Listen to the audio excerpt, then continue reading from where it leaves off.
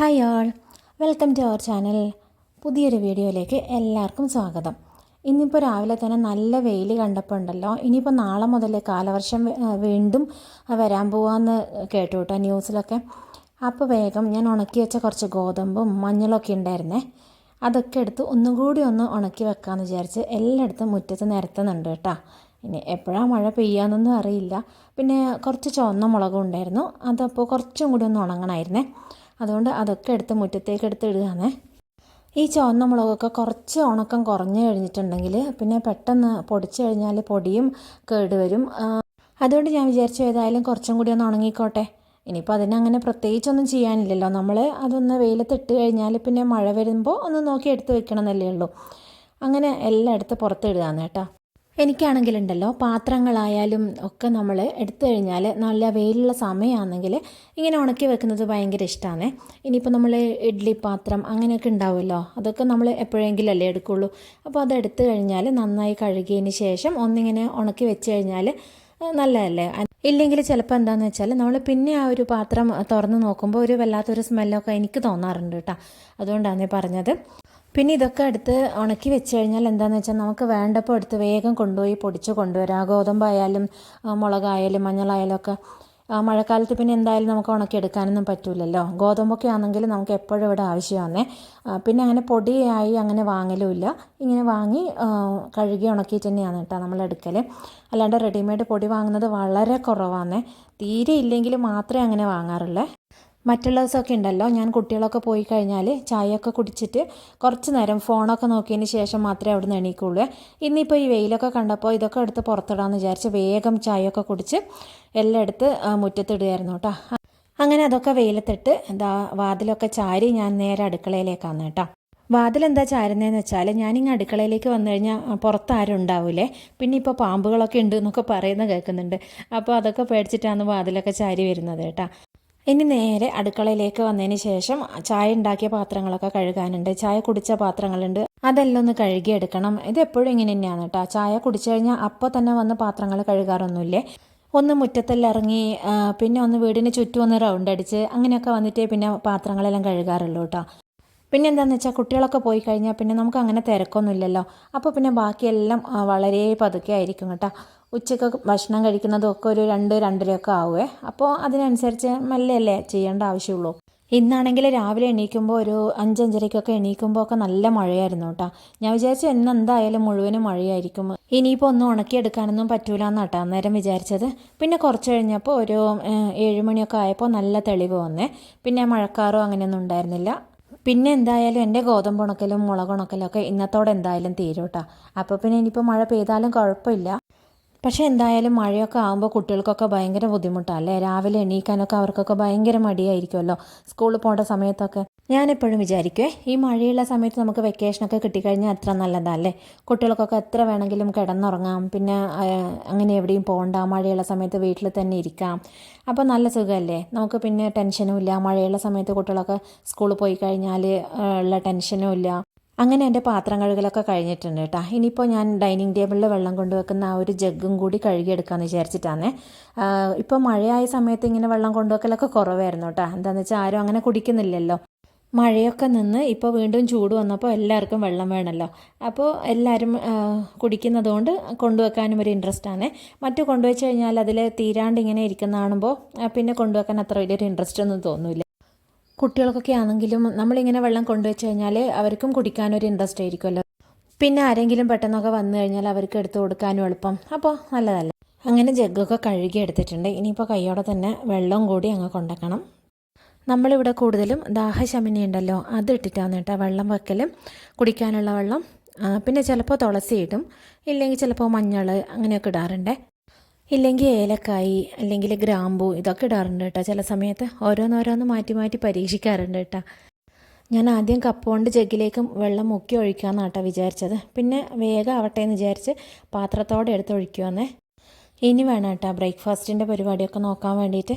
കുട്ടികൾക്ക് കൊണ്ടുപോകേണ്ടതൊക്കെ ആക്കി കൊടുത്തിട്ടുണ്ടായിരുന്നു. ഇനിയിപ്പോൾ നമുക്ക് കഴിക്കേണ്ടത് ഉണ്ടാക്കണം അത്ര കേട്ടോ.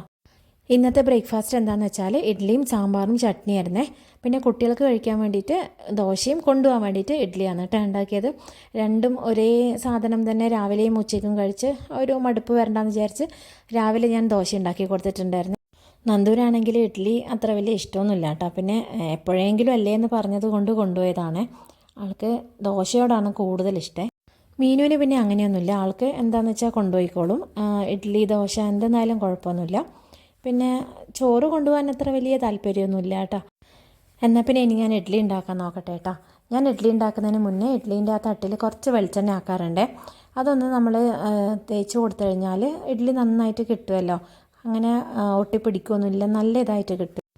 ഞാൻ സാധാരണ ഇഡ്ഡലിക്കുള്ള മാവ് അരക്കുമ്പോൾ ഉണ്ടല്ലോ 2 ദിവസത്തേക്ക് അരച്ച് വെക്കുവേ.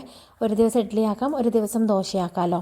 പക്ഷെ നമ്മൾ ഇഡ്ഡലിക്ക് എന്ന് വെച്ചാൽ അരച്ചിട്ട് അത് പിന്നെ ദോശ ഉണ്ടാക്കുമ്പോൾ എനിക്കെന്തോ സാധാരണ നമ്മൾ ദോശയ്ക്ക് അരച്ച് ഉണ്ടാക്കുമ്പോൾ ഉള്ള ആ ഒരു ഇത് എന്താ പറയുക, ആ ഒരു ടേസ്റ്റ് കിട്ടാറില്ല കേട്ടോ. ഇതാണ് കേട്ടോ എൻ്റെ ഇഡ്ഡലിക്കുള്ള മാവ്. ഞാനങ്ങനെ ഒരുപാട് ടൈറ്റാക്കി അരക്കാറൊന്നുമില്ലേ. ചിലർ പറയുന്നേക്കാം ഇഡ്ഡലിക്കുള്ള മാവ് ഇങ്ങനെ എന്താ പറയുക, ഒരുപാട് വല്ലാണ്ട് ടൈറ്റാക്കി അരക്കണം എന്നാൽ മാത്രമേ ഇഡ്ഡലി നന്നാവുള്ളൂ എന്ന് പറയുന്നതൊക്കെ. പക്ഷെ ഞാൻ സാധാരണ ദോശയ്ക്കുള്ളതിനെക്കാട്ടിലും കുറച്ചും കൂടി ഒന്ന് ടൈറ്റാക്കിയിട്ട് മാവ് അരക്കുവേ. അങ്ങനെയാണ് ഉണ്ടാക്കല് കേട്ടോ. അങ്ങനെ അരച്ചാൽ എനിക്ക് ഇഡ്ഡലി നന്നായി വരാറുണ്ട് കേട്ടോ. അങ്ങനെ ആദ്യത്തെ തട്ടിൽ ഇഡ്ഡലി മാവ് ഒഴിച്ച് ഞാനിതാ ഇൻഡക്ഷനിലേക്ക് വെച്ചിട്ടുണ്ട്. ഈ ഒരു ഇഡ്ഡലി പാത്രത്തിൽ 3 തട്ടാണേ ഉള്ളത്. അപ്പോൾ അതിൽ ഒരു തവണ ഉണ്ടാക്കിയാൽ നമുക്ക് 3 ആക്കും വേണ്ടത് ആവും കേട്ടോ. പിന്നെ വെക്കേണ്ട വരില്ല. ഇപ്പോൾ ഈ ഇഡ്ഡലി മാവ് ഒഴിക്കുന്നത് 2ാമത്തെ തട്ടിലാണ് കേട്ടോ. പിന്നെ നമ്മളിവിടെ ഇഡ്ഡലി ഉണ്ടാക്കുമ്പോൾ എന്താണെന്ന് വെച്ചാൽ സാമ്പാറും ചട്നിയും രണ്ടും ഉണ്ടാക്കുവേ. രണ്ടും കൂടി കൂട്ടി കഴിക്കാൻ വേണ്ടി നല്ല ടേസ്റ്റ് തോന്നാറുണ്ട് കേട്ടോ. കിച്ചണിലിങ്ങനെ പണിയെടുക്കുന്നുണ്ടെങ്കിലും എൻ്റെ ശ്രദ്ധ മുഴുവനും പുറത്താണ് കേട്ടോ. മഴ പെയ്യുന്നുണ്ടോ എന്താണെന്ന് വെച്ചാൽ ഇടയ്ക്കിടയ്ക്ക് മഴക്കാറ് വരുന്നുണ്ട്, പിന്നെ ഇടയ്ക്ക് വെയിൽ വരുന്നുണ്ട്. അപ്പോൾ പുറത്ത് ഗോതമ്പ് മുളകൊക്കെ ഉള്ളത് കൊണ്ട് മഴ പാറുന്നുണ്ടോ എന്നുള്ളൊരു ശ്രദ്ധയിലാണ് കേട്ടോ ഞാനുള്ളത്. ഇതാണ് ഇപ്പോൾ ഇഡ്ഡലീൻ്റെ കൂടെയുള്ള സാമ്പാർ. വറുത്തരച്ച സാമ്പാറൊന്നുമല്ല കേട്ടോ, നമ്മൾ പൊടിയൊക്കെ ഇട്ട് സാധാരണ വെക്കുന്ന പോലത്തെ സാമ്പാറാണ്. വെണ്ടയ്ക്കയും മുരിങ്ങാക്കായും എല്ലാം കൂടി ഇട്ടിട്ടുള്ള സാമ്പാർ കേട്ടോ. പിന്നെയുള്ളത് ചട്നിയാണ്, നല്ല ഉള്ളിയും കാന്താരിയും ഒക്കെ ചേർത്തിട്ടുള്ള ചട്നിയാണ് കേട്ടോ. ഞാൻ പിന്നെ ദോശക്കോ ഇഡ്ഡലിക്കോ ചട്നി അരക്കുമ്പോൾ പുളി കൂട്ടാറില്ലേ. എന്താണെന്ന് വെച്ചാൽ ദോശയ്ക്കും ഇഡ്ഡലിക്കൊക്കെ പുളി ഉണ്ടാവുമല്ലോ, പിന്നെ നമ്മൾ ചട്നിയിലും കൂടി പുളി ചേർക്കേണ്ട ആവശ്യമില്ലല്ലോ. പിന്നെ ഞാനിവിടെ വെള്ള ചട്നി മാത്രമേ ഉണ്ടാക്കാറുള്ളൂ കേട്ടോ. ചുവന്ന ചട്നി ഉണ്ടാക്കി കഴിഞ്ഞാൽ ഇവിടെ മക്കളൊന്നും തിരിഞ്ഞ് നോക്കുകയില്ല കേട്ടോ. അതുകൊണ്ട് പിന്നെ ചുവന്ന ചട്നി ഉണ്ടാക്കാറേ ഇല്ലേ. ചായ കുടിച്ച കപ്പൊക്കെ ഞാൻ കഴുകി വെച്ചത് വെള്ളമൊക്കെ പോയി കഴിഞ്ഞാൽ പെട്ടെന്ന് തന്നെ എടുത്ത് കൊണ്ടുവെക്കുമെന്ന് കേട്ടോ. ഇല്ലെങ്കിൽ ചിലപ്പോൾ വർക്ക് ഏരിയയിൽ എന്തെങ്കിലും ചെയ്യുമ്പോൾ തട്ടി മുട്ടി പൊട്ടിപ്പോയാലോ എന്ന് വിചാരിച്ച് അങ്ങനെ കൊണ്ടുപോയിക്കുന്നതാണ്. ഞാനിതാ ഈ ഒരു പപ്പടം കുത്തി വെച്ചിട്ടാണ് കേട്ടോ ഇഡ്ഡലി വെന്തോ എന്നുള്ളത് നോക്കുന്നത്. പപ്പടം കുത്തിയിൽ ഒട്ടിപ്പിടിച്ചിട്ടില്ലെങ്കിൽ അത് വെന്തിട്ടുണ്ട് എന്നാണ് അർത്ഥം. ഒട്ടിപ്പിടിച്ചിട്ടുണ്ടെങ്കിൽ കുറച്ച് നേരം കൂടി വേവിക്കും കേട്ടോ. അപ്പോൾ ഇത് നല്ലോണം വെന്തിട്ടുണ്ട്. ഇനിയിപ്പോൾ നമുക്ക് എടുത്ത് വെക്കാം അല്ലേ. എടുത്ത് വെച്ച് കഴിഞ്ഞ് ഒരു 10 മിനിറ്റെങ്കിലും കഴിയണേ, എന്നാൽ മാത്രമേ ഇത് ഈ ഒരു തട്ടിൽ നിന്ന് വിട്ട് വരുള്ളൂ. കുറച്ച് സമയം വെക്കാണ്ട് നമ്മൾ എടുത്തു കഴിഞ്ഞാലുണ്ടല്ലോ അത് ആ ഒരു ഷേപ്പിലൊന്നും ഇഡ്ഡലി കിട്ടൂലേ, പെട്ടെന്ന് പൊടിഞ്ഞു പോകുന്ന പോലെ ഉണ്ടാവേ. ഇപ്പോൾ ഏകദേശം ഒരു 10-12 മിനിറ്റൊക്കെ കഴിഞ്ഞിട്ടുണ്ട് കേട്ടോ. ഇനിയിപ്പോൾ ഞാനത് ആ ഒരു തട്ടിന്ന് വിടിയിച്ചെടുക്കട്ടെ. ഞാനൊരു സ്പൂണ് വെച്ചിട്ടാണ് കേട്ടോ ഈ ഒരു തട്ടിന്ന് ഇഡ്ഡലി ഇങ്ങനെ വിടിയിച്ചെടുക്കൽ. കുറച്ച് വലിയ സ്പൂണാണെങ്കിൽ നമുക്ക് കുറച്ചും കൂടി എളുപ്പമായിരിക്കുമേ. ഇതൊക്കെ ഒന്ന് വിടിയിച്ചെടുത്തിട്ട് വേണം വേഗം ഭക്ഷണം കഴിക്കാൻ കേട്ടോ. നല്ലോണം വിശക്കുന്നുണ്ടായിരുന്നേ. ഇപ്പോൾ ഏകദേശം സമയം 10 മണിയൊക്കെ കഴിഞ്ഞിട്ടുണ്ട്. രാവിലെ 5:30 എണീറ്റതായിരുന്നു കേട്ടോ. പിന്നെ എങ്ങനെയാണ് വിശക്കാണ്ടിരിക്കുക അല്ലേ. അങ്ങനെ എല്ലാ തട്ടിലെയും ഇഡ്ഡലി വിടിയിച്ചെടുത്തിട്ടുണ്ട് കേട്ടോ. ഇനിയിപ്പോൾ ഞാനൊരു തട്ടിലും കൂടി ഇഡ്ഡലി വെക്കാൻ വേണ്ടി പോകുന്നുണ്ട്. എന്താണെന്ന് വെച്ചാൽ ആവശ്യമുണ്ടെങ്കിൽ എടുക്കാമല്ലോ എന്ന് വിചാരിച്ചിട്ടാണ്.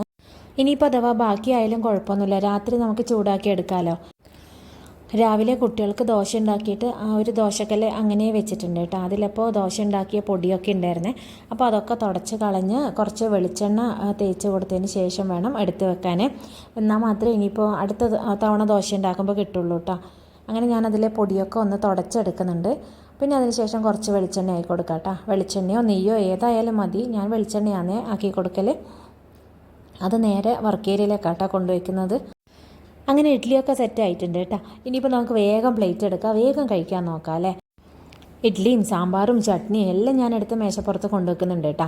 സാമ്പാറാണെങ്കിൽ ഞാൻ കുക്കറോടെയാണ് എടുക്കുന്നത്. ഇനിയിപ്പോൾ അത് വേറൊരു പാത്രത്തിലാക്കി ഇനിയിപ്പോൾ ആ പാത്രം കഴുകണം, പിന്നെ കുക്കർ കഴുകണം. അപ്പോൾ അതുകൊണ്ട് വിചാരിച്ചു ഏതായാലും കുക്കറോടെ എടുക്കാമെന്ന് വിചാരിച്ചു കേട്ടോ. അങ്ങനെ ഞാൻ വിചാരിച്ചു എനിക്കുള്ളത് എന്തായാലും വിളമ്പി വെക്കാമെന്ന് വിചാരിച്ചു കേട്ടോ. അപ്പോൾ ഇഡ്ഡലി ഞാൻ നിങ്ങൾക്കും കൂടി ഒന്ന് കാണിച്ചു തരാം. ഇതാ കണ്ടില്ലേ, നല്ല സോഫ്റ്റ് ആയിട്ടുള്ള ഇഡ്ഡലിയാണേ.